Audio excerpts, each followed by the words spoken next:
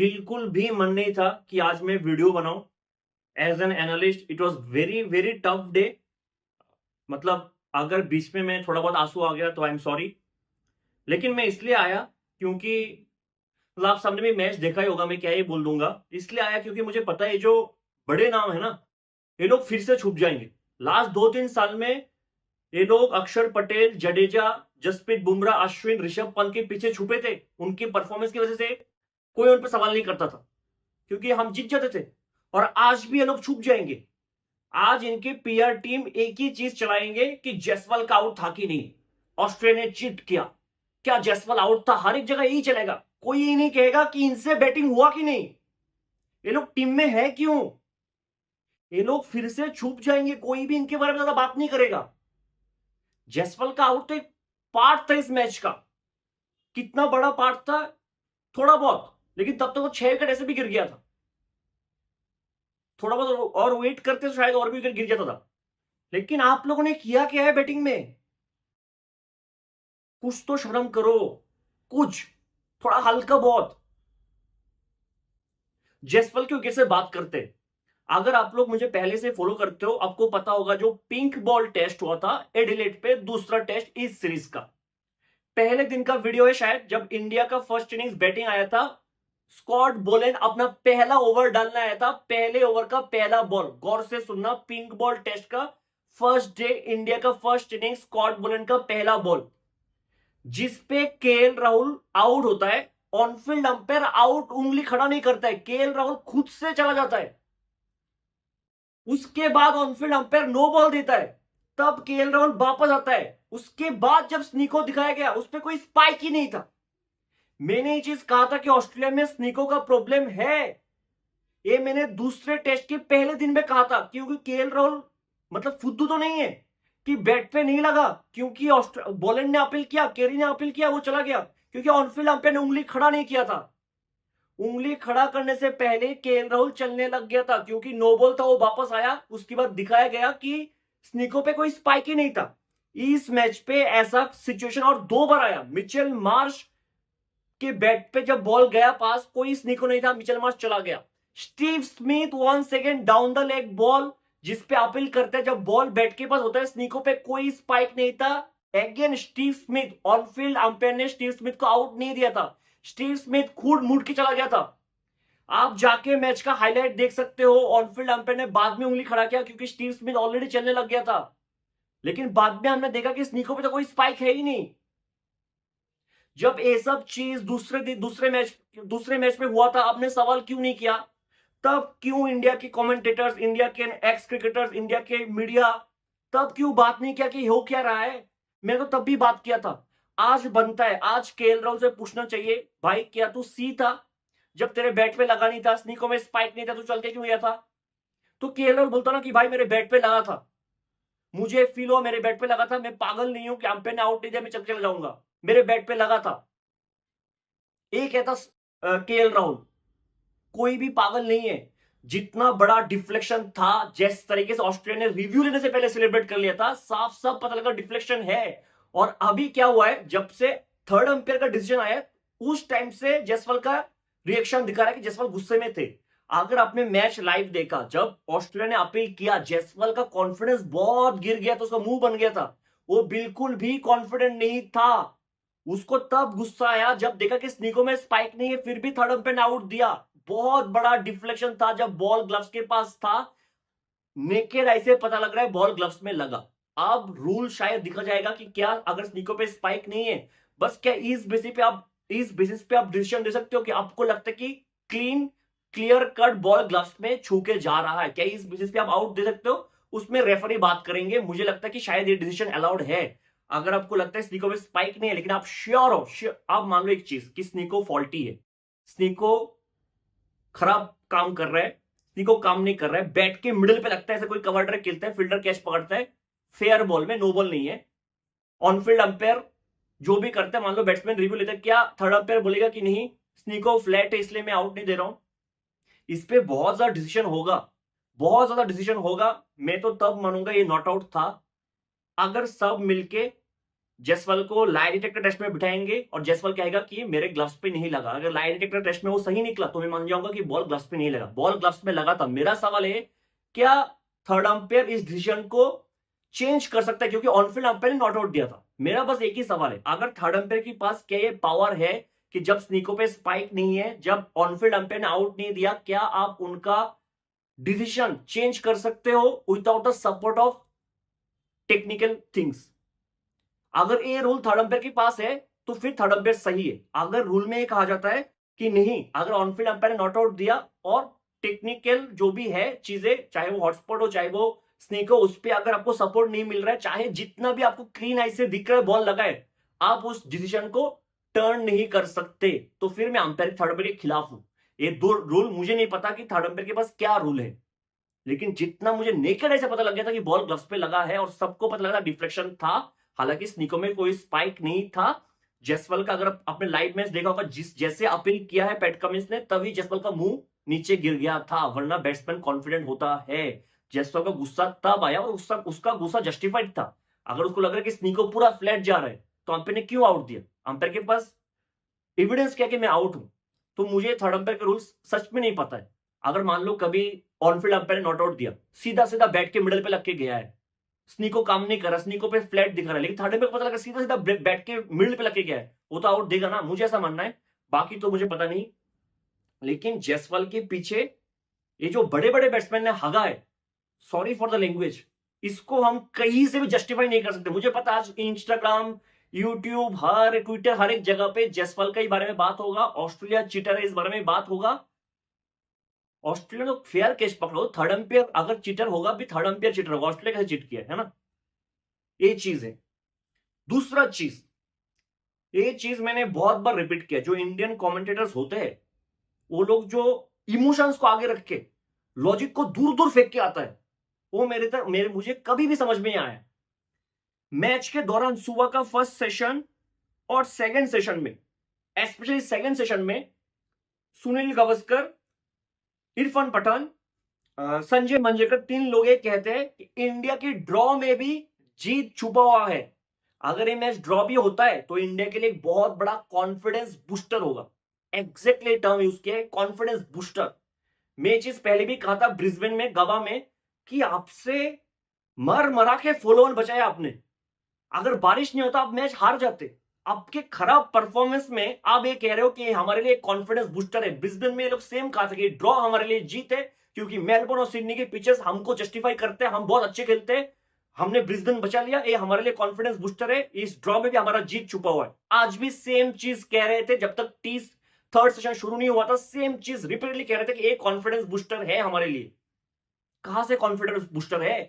पूरे सीरीज में परफॉर्मेंस ही नहीं है आपके बैट्समैन का, एक दो को छोड़ के, एक बुमराह को छोड़ के किसी को बॉलिंग करना नहीं आता, आपके कैप्टन को कैप्टनसी करना नहीं आता, दो स्पिनर खिला लिया। मैंने इस मैच के पहले दिन ही कहा था कि दो स्पिनर खिलाने का जो आइडिया था वो कितना सक्सेसफुल है, तो थर्ड और फोर्थ डे पता लगेगा।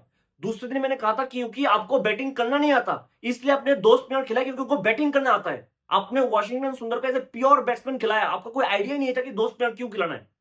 Clear cut Washington Sundar was playing in this match as a pure batsman, not as a fifth bowler. Confidence booster, जीत छुपा है, हार में जीत छुपा हुआ है इनके ड्रॉ में।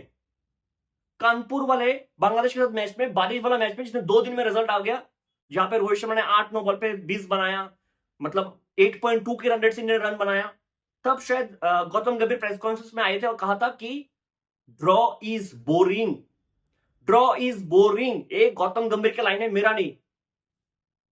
अगर ये मैच ड्रॉ भी होता ना, ड्रॉ होने का भी एक तरीका होता है। इंडिया में वो इंटेंट था ही नहीं जीतने का, सुबह से right from the first ball intent दूर दूर से नहीं था मैच जीतने का। जब आपका कोच कहता है ड्रॉ इज बोरिंग, फिर क्या हो गया? पहले 16 ओवर में 20 रन बना था, शायद 20 रन, फर्स्ट 16 ओवर्स। थोड़ा बहुत इंटेंट नहीं था कहीं भी, ऐसा 10 मिनट का टाइम नहीं आया पूरे दिन में जहां पे लगा इंटेंट है। जब विकेट गिर भी नहीं रहे थे, ऋषभ पंत इतना शेल में चला गया था, जब विकेट गिर भी नहीं रहे थे उधर भी इंटेंट नहीं था। आपको क्या लगा कि लास्ट सेशन में आप 34 ओवर्स में 6 के रन रेट से रन बना लोगे, जीत जाओगे match? Draw is boring intent कहा था? पूरे मैच पे इंटेंट था ही नहीं। रोहित शर्मा द कैप्टन, भाई साहब, जो केएल राहुल पूरे सीरीज में इतना अच्छा ओपनिंग किया है, उनको रिप्लेस किया है। पहले तो प्रेस कॉन्फ्रेंस में कहते थे कि नहीं, इट विल बी अनफेयर अगर मैं केएल राहुल का पोजीशन बार बार शिफ्ट करूं, मैं मिडिल ऑर्डर पे आने वाला हूं। अब उन्होंने देखा नहीं, मिडिल ऑर्डर पे होने वाला नहीं है, टॉप ऑर्डर में वापस जाके वापस बेइज्जती करवा के आता हूं। आगे ओपनिंग करने 40 बॉल्स खेल लिया। आज लगा कि थोड़ा बहुत फ्रंट फुट डिफेंस काम कर रहा है, थोड़ा बहुत बॉडी वेट ट्रांसफर हो रहा है, ऐसा लगा। मैं तो शॉक था, रोहित शर्मा न्यू बॉल के साथ इतना खूबसूरत डिफेंस कर रहा है, कैसे? आप लोग कहते हो कि पैट कमिंस का तारीफ मत करो, क्यों नहीं करूं मैं? क्या मैं इंडियन कमेंटेटर्स जैसा एक ब्लाइंड फोल्ड लगा लो अपनी आंखों में और सिर्फ इमोशन से बात करूं? कौन नहीं चाहता कि हमारा कंट्री जीते? After all what they did to Virat Kohli, after all what they did to Siraj, after all what they did to Rohit Sharma. उनकी मीडिया कैसे कैसे फोटो लगा रहा है, थोड़ा बहुत शर्म है? कैसे कैसे लाइन कहा जा रहा है, थोड़ा बहुत शर्म है आपको? उसके बाद भी परफॉर्मेंस नहीं आ रहा है। इसका मतलब ये नहीं कि मैं ब्लाइंड फोल्ड लगा के बस इमोशन से बात करूं। चाहे जितना भी हो, जो भी हो, जितना भी खराब हो, दिल से प्यार करते हैं तो उनकी तरफदारी करेंगे। I can't do that. 16 over new ball का साथ, 16 ओवर एक विकेट भी नहीं आया था और लगा था थिंग्स बहुत सेटल्ड है, लेकिन मैं फिर भी सोच रहा हूं 16 ओवर में 20-22 रन था एग्जैक्टली। मैं भूल गया कितना रन था, मैं नोट डाउन करके नहीं रखा था। थोड़ा सा सुपरस्टिशियस हूं मैं इन सब चीज के लिए, क्योंकि मैं एक जगह पे बैठ जाता हूं सुबह को उठ के तो मुझे लगता है कि हिल जाऊंगा, कोई आउट ना हो जाए, नोट डाउन करूंगा कोई आउट ना हो जाए, इसलिए मैं नोट डाउन करना भूल गया था ताकि इंडिया जीते। और इसका सजा मिला है मुझे आज, टू बी वेरी ऑनेस्ट।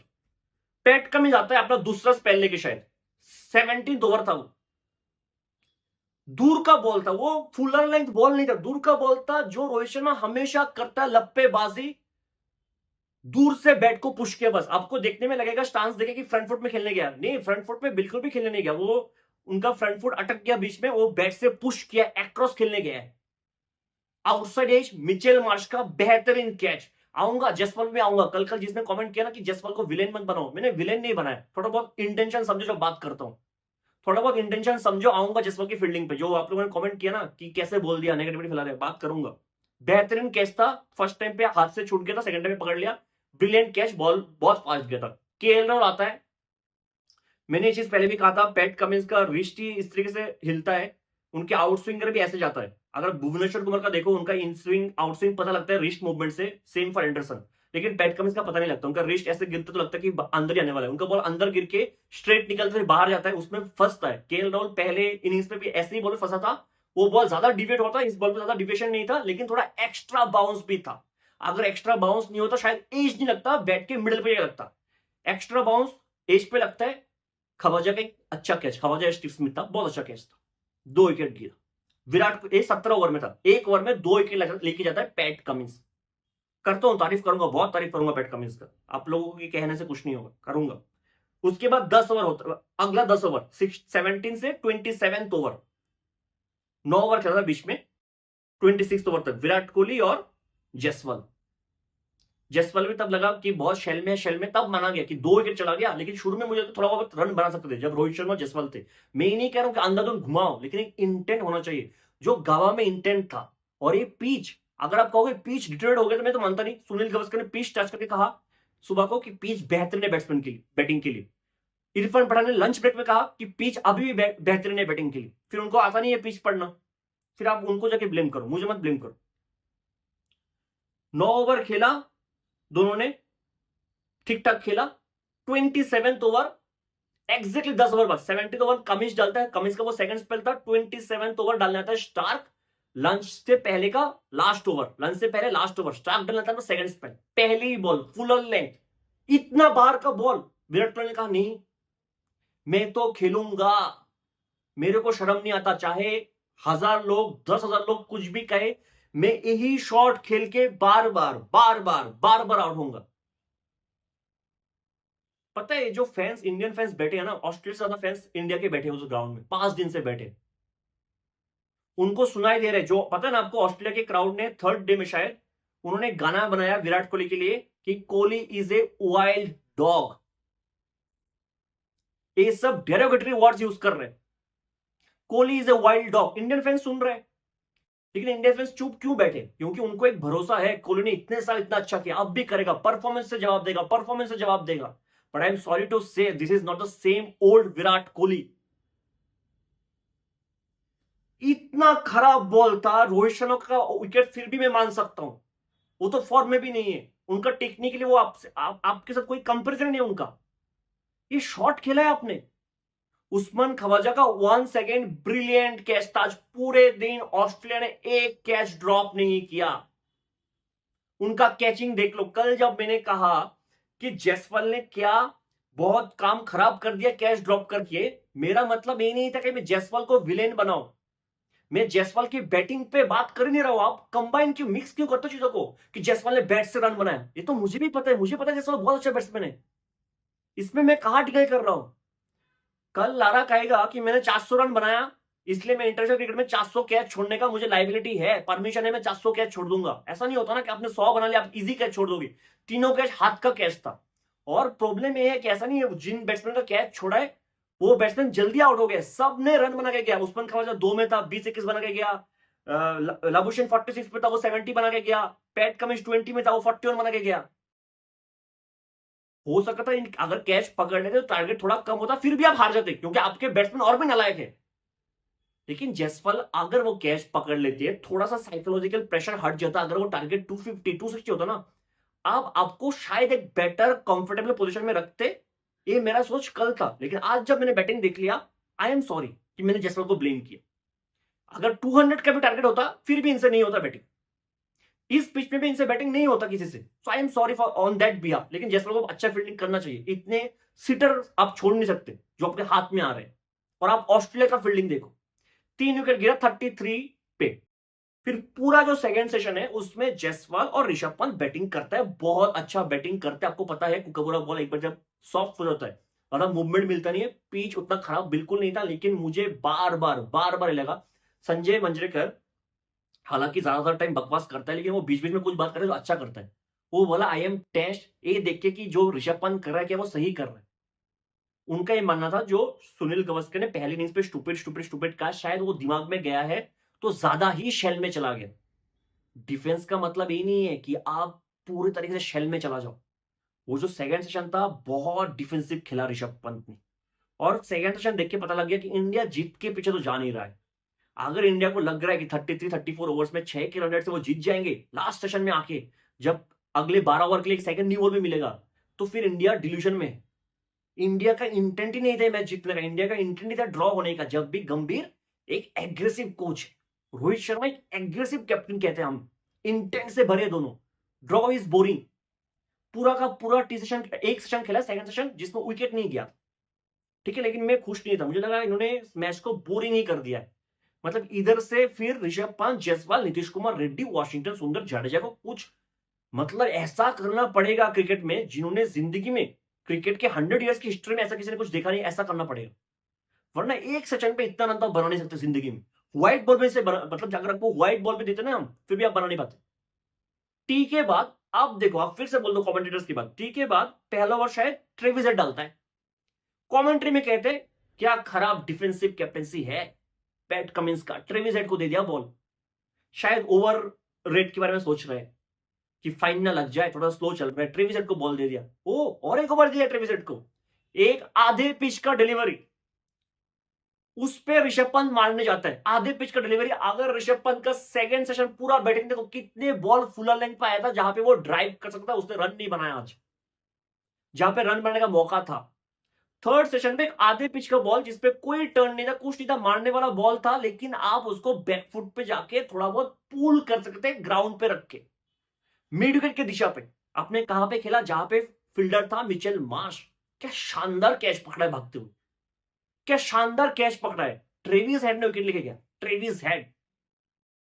आपने भी 2 स्पिनर खिलाया था बाय द वे, मैं आपको याद दिला दूं, 2 स्पिनर आपने भी खिलाया था। उसके बाद उधर से मैच चला ही नहीं।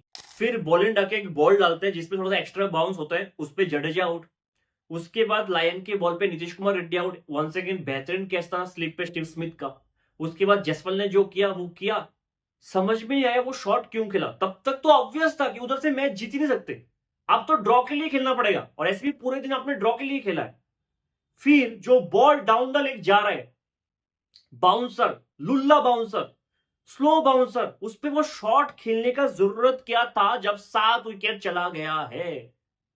कोई तो पूछो जायसवाल से क्यों जरूरत था, उस पे आप आउट, उसके बाद आकाशदीप आउट, उसके बाद Bumrah out, brilliant catch 1 second में स्टीव स्मिथ, उसके बाद सिराज एलबीडब्ल्यू आउट, 155 पे ऑल आउट। वॉशिंगटन सुंदर नॉन स्ट्राइकर एंड से बैठ के देख रहा था, 155 पे ऑल आउट। आपने जो एक एक्स्ट्रा बॉलर नहीं खिलाया ये सोच के, क्योंकि हमसे तो बैटिंग होता नहीं, एक एक्स्ट्रा बैट्समैन खिला लेता हूं, वो काम आया पहली इनिंग्स पे, दूसरे इनिंग्स पे वो भी काम आता।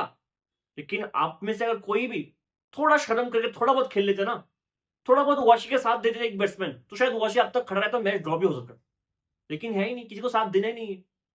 पैट कमिंस की तारीफ क्यों करते हो? मैंने कल ही कहा था अगर ऑस्ट्रेलिया से मैच जीत रहा है, आग बंद करके पैट कमिंस को मैन ऑफ द मैच दे दो। कल ये चीज कहा था कल की वीडियो में कि अगर ऑस्ट्रेलिया मैच जीत रहा है, चाहे मैंने देखा नहीं ऐसा होता ना कि आज आके लायन 5 विकेट ले ले, बॉलर 10 विकेट ले ले, स्टार 6 विकेट ले ले। मैंने कल ही कह दिया था अगर ऑस्ट्रेलिया से मैच जीत रहा है, पैट कमिंस को आग बंद करके मैन ऑफ द मैच दे दो। एक बार उसके बॉलिंग रोटेशन देखो, जब जब विकेट नहीं गिरता, जब पहले ओवर सेशन का 16 ओवर चला गया था, लगा कि नहीं रोहित शर्मा भी अच्छा लग रहा है, पैट कमिंस आता है दूसरा स्पेल डालने, एक ओवर में 2 विकेट लेके चला जाता है। जब जब पूरे सीरीज में पहला मैच छोड़ के जब जब लगा कुछ नहीं हो रहा है, पैट कमिंस कोशिश तो करता है कि कुछ हो ऑस्ट्रेलिया के फेवर में।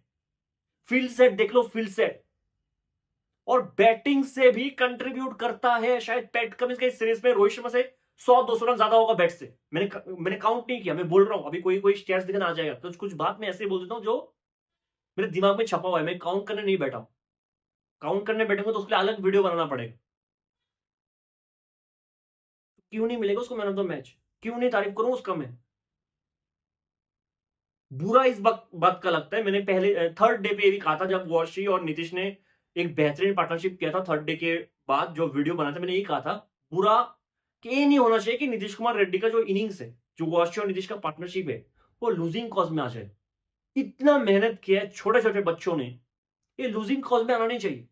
मुझे तो जसप्रीत बुमराह के लिए बुरा भी नहीं लगता, क्योंकि उस बंदे के साथ ऐसा हो चुका है, वो बंदा वो सहन कर लेगा, क्योंकि उसके मेहनत पे बहुत बार ये लोग पानी फेर चुके। लेकिन ये तो बच्चे है, एक दूसरे पर ऑस्ट्रेलिया में खेलने आया है, 2-3 साल बाद टेस्ट टीम में कमबैक कर रहा है, इसको भी बहुत कुछ प्रूव करना है, क्योंकि अश्विन चला गया, अब जस्टिफाई करना है कि मैं अश्विन से बेटर हूं। नीतीश कुमार रेड्डी पहली बार खेल रहा है, डेब्यू में आपको पूरा मैच बना के दिया, पूरा का पूरा मैच, वरना तो आप शायद आज सुबह को खत्म हो जाता मैच। पूरा का पूरा मैच नीतीश कुमार रेड्डी को बना के दिया। जब सेकंड इनिंग्स में बॉलिंग होया, जसप्रीत बुमराह ने पूरा का पूरा मैच बना के दिया। फिर भी 1% का शर्म नहीं है इनको, 1% का। इनसे होगा ना, अगर पॉसिबल था तो ये लोग बुमराह को 90 ओवर्स में 70 ओवर्स बुमराह को देते, 45 overs back to back back to back back to back करते जा भाई, तू मर जा करके, क्योंकि हमारे पास बाकी कुछ हमसे बैटिंग होगा ही नहीं।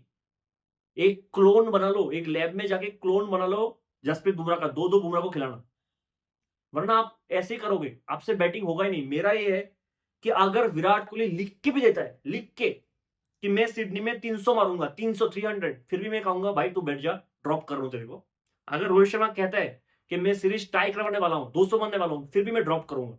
मेरे हिसाब से चांस आ गया है ध्रुव जुरेल, सरफराज खान, देवदत्त पडिक्कल, अभिमन्यु ईश्वरन की शुभमन गिल को अपने बाहर रखा। मैंने पहले दिन ही कहा था कि स्केपगोट बनाएगा शुभमन गिल को, शुभमन गिल को स्केपगोट बनाया गया। अगर रिजल्ट आपके फेवर में आएगा कोई बात नहीं करेगा, लेकिन रिजल्ट आपके अगेंस्ट जाएगा तो बात करेंगे। शुभमन गिल को स्केपगोट बनाया गया, ये मैंने रिजल्ट से पहले दिन ही कह दिया था। ठीक है, प्रॉब्लम ये नहीं है कि लोग अगले मैच में 300 मार देंगे, 200 मार देंगे, सबका मुंह बंद कर देंगे, मेरा मुंह बंद कर देगा। मुझे चाहिए नहीं ना 300, चाहिए नहीं। मैं यंगस्टर के साथ यंगस्टर को लेके हार जाऊंगा, उसमें कोई दिक्कत ही नहीं, उसमें कोई दिक्कत ही नहीं है। लेकिन ऐसे प्लेयर चाहिए नहीं जो अपना 100% दे नहीं सकता, जिसमें कोई इंटेंट ही नहीं है 100% देने का, जिसमें कोई इंटेंट, इनकी इंटेंट पे सवाल उठना चाहिए कि क्या ये आपने 100% दे रहे कंट्री के लिए। जो बॉल था वो शॉट खेलना बनता था विराट कोहली का, क्या रोहित शर्मा को एक्रोस द स्टंप शॉट खेलना बनता था? केएल राहुल का मैं मानता हूं वो डिफेंस करते आउट हो गया। जो केएल राहुल मुझे कभी पसंद नहीं था, मैं उसको डिफेंड कर रहा हूं इस पूरे सीरीज में। बंदा एटलीस्ट अपना 100% दे तो रहा है। रिजल्ट तो बात का चीज है, एटलीस्ट प्रोसेस तो सही होना चाहिए ना। लेकिन हमारे कोच तो प्रोसेस पे भी बिलीव नहीं करते। मैं तो चाहता हूं कि विराट कोहली रोहित शर्मा आज ही लिख के दे दे कि we are done, from this time onwards considered us retired together. और दोनों जिसको इंग्लैंड में पार्टी करना है करे, जिसको न्यूयॉर्क जाके घूमना है घूमे, अपना माइंड रिलैक्स करे, चैंपियंस ट्रॉफी के लिए तैयारी करे, फोकस करे, एटलीस्ट ओडीआई आप जीतो। टेस्ट में बहुत खराब हाल है। मैं तो ट्रस्ट नहीं करता इनको। और मैं ध्रुव जुरैल को क्या कहूं भाई, तू घटिया बैट्समैन है। ध्रुव जुरैल का मैं लिख के सकता हूं, नेट्स में भी ध्रुव जुरैल से ज्यादा विराट कोहली बीट दूंगी नेट्स पे। और स्टार स्पोर्ट इतना घटिया चैनल है, स्टार स्पोर्ट पूरे एक महीने में इस सीरीज में दिन में 10 बार ये दिखाता है कि विराट कोहली मैच से पहले सुबह को नेट पे कैसे प्रैक्टिस किया। आज भी 5 बार दिखाया कि ऐसे लिफ्ट कर रहा है, अभिषेक नायर के साथ खड़े होकर ऐसे ऐसे लिफ्ट कर रहे हैं। क्यों दिखा रहे हो? मुझे पता है ना कि नेट पे वो जो कर रहा है उसका 1% वो ग्राउंड में कर नहीं पाएगा। क्यों बार बार हमें दिखा के वो ट्रस्ट जीतो कि विराट कोहली ने आज सुबह बैटिंग से पहले नेट पे बहुत प्रैक्टिस किया है। और उन्होंने कहा है कमेंट्री में कि बहुत कोई मैच के दिन सुबह को नेट्स पे नहीं जाते, ऐसे ग्राउंड में तो करते, नेट्स पे कोई जाते नहीं है प्रैक्टिस करने, लेकिन विराट कोहली नेट्स पे जाके एक्स्ट्रा प्रैक्टिस कर रहा है। एक्स्ट्रा प्रैक्टिस वो इसलिए कर रहा है क्योंकि उसको खुद पे कॉन्फिडेंस नहीं है, उसको खुद पे कॉन्फिडेंस बिल्कुल भी नहीं है। तो ये सब क्लिप्स बार बार दिखाया मत करो। जितना आप नेट्स पे उसका क्लिप्स दिखा दो उस टाइम पे तो वो आउट होकर वापस चला जाता है। चाहे मैं जितना भी बड़ा फैन हूं विराट कोहली का, टू बी वेरी ऑनेस्ट मैं रोहित शर्मा से ज्यादा विराट कोहली का बहुत बड़ा फैन। और मैं बचपन से सोच के रखा था कि अगर बचपन से मतलब जब विराट कोहली थोड़ा बहुत 2015-16 में जब बहुत बड़ा स्टार बन गया, तो मैं सोचा था कि जब विराट कोहली 100 सेंचुरी मारेगा मैं उनके नाम का टैटू बनाऊंगा बॉडी पे। मेरे बॉडी पे ऑलरेडी एक क्रिकेटर का टैटू है। मैंने सोचा था 100 सेंचुरी मार लेगा टैटू बनाऊंगा, या फिर जिस दिन रिटायर्ड होगा उस दिन टैटू बनाऊंगा। लेकिन ऐसे मत करो ना कि मुझे आपके अगेंस्ट बोलना पड़ता है।